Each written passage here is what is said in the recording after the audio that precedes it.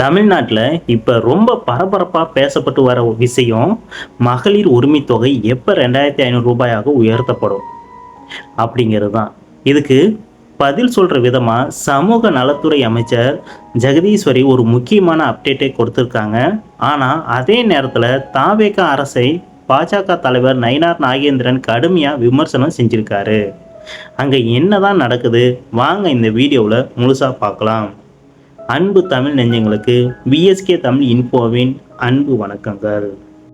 சமீபத்தில் பார்த்தீங்கன்னா விருதுநகர் மாவட்ட ஆட்சியர் அலுவலகத்தில் பொதுமக்களுக்கு ஸ்மார்ட் ரேஷன் கார்டு, அதாவது மின்னணு குடும்ப அட்டை கொடுக்குற விழா ரொம்ப சிறப்பாக நடந்துச்சு. இந்த நிகழ்ச்சியில் அமைச்சர் கீர்த்தனா, ஜெகதீஸ்வரி உள்ளிட்ட பல முக்கிய தலைவர்கள் கலந்துக்கிட்டாங்க.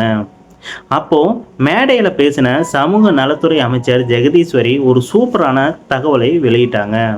அது என்னன்னா, அதாவது மகளிருக்கு மாதம் மாதம் கொடுக்குற உரிமை தொகையை 2500 ரூபாயாக உயர்த்துறதுக்கான வேலைகள் இப்போ தீவிரமாக நடந்துட்டு இருக்கு.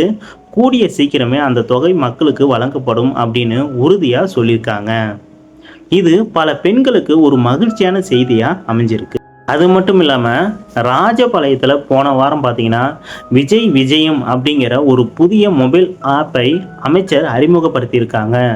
இந்த ஆப் மூலமாக மக்கள் தங்களோட குறைகளை எம்எல்ஏ ஆஃபீஸுக்கு நேராக போய் சொல்லணும்னு அவசியம் கிடையாது. வீட்டில் இருந்தபடியே புகார் கொடுத்தா அடுத்த 24 மணி நேரத்திற்குள்ள நடவடிக்கை எடுக்கப்படும்னு சொல்லியிருக்காங்க.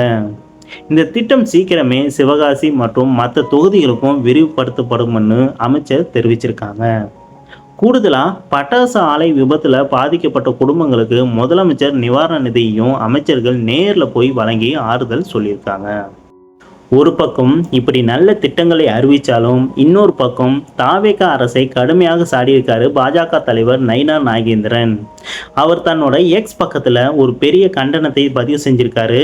அதாவது தேர்தல் நேரத்தில் மாதம் 2500 ரூபாய் உரிமை தொகை தருவோம்னு தாவேகா வாக்குறுதி கொடுத்தாங்க.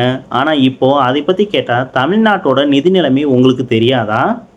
போன ஆட்சியில் 2 வருஷம் கழிச்சு தானே கொடுத்தாங்கன்னு அமைச்சர் செங்கோட்டையன் அலட்சியமாக பதில் சொல்றது பொறுப்பற்ற தரம் அப்படின்னு நயினார் நாகேந்திரன் குற்றம் சாட்டியிருக்காரு.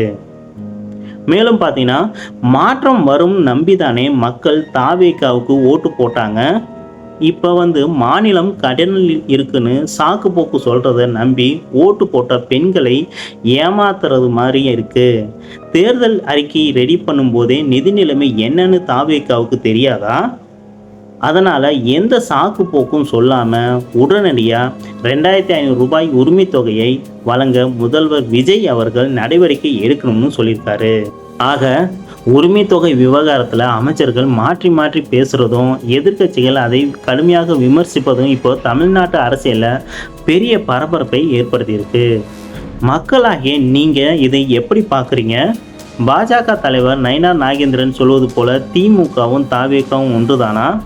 அல்லது அமைச்சர் ஜெகதீஸ்வரி சொன்னது போல சீக்கிரமே 2500 ரூபாய் உங்கள் கைக்கு வந்து சேருமா?